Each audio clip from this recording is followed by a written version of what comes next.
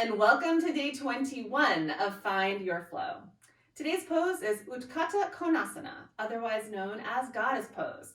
We're going to enter this pose from a wide leg stance. This is the pose that we covered on day 20. So if you need a review of the wide leg stance, the wide leg fold, please check back to day 20's video.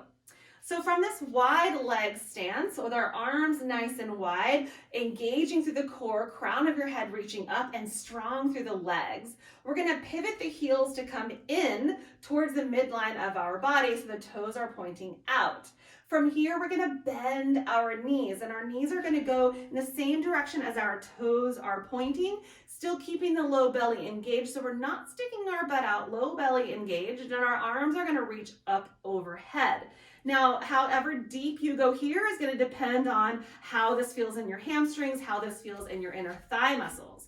We're going to hold this pose for a few breaths, and as you do, I encourage you to engage the glutes and feel the opening happening in the front side of the thighs and of the pelvis. So engaging the glutes, movement is helping us open up to the front of the hips through their groin area and the pelvis, while also strengthening the glutes, strengthening the core, and strengthening the legs.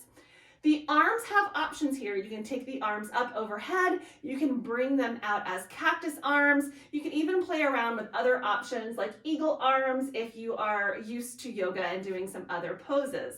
You can interlace the hands behind and open your heart up towards the ceiling. You can play around here with a few breaths, whatever your arm options are, and see if you can sink your hips down a little bit more.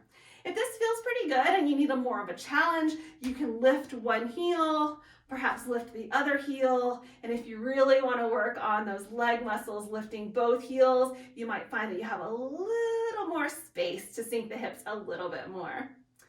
So play around with Goddess Pose. This is a great one to do right after a wide leg forward fold, then go into a Goddess Pose and perhaps go back into a wide leg forward fold.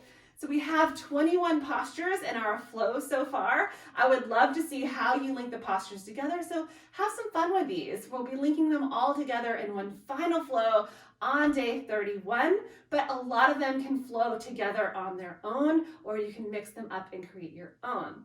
I'll see you tomorrow for day 22. Namaste.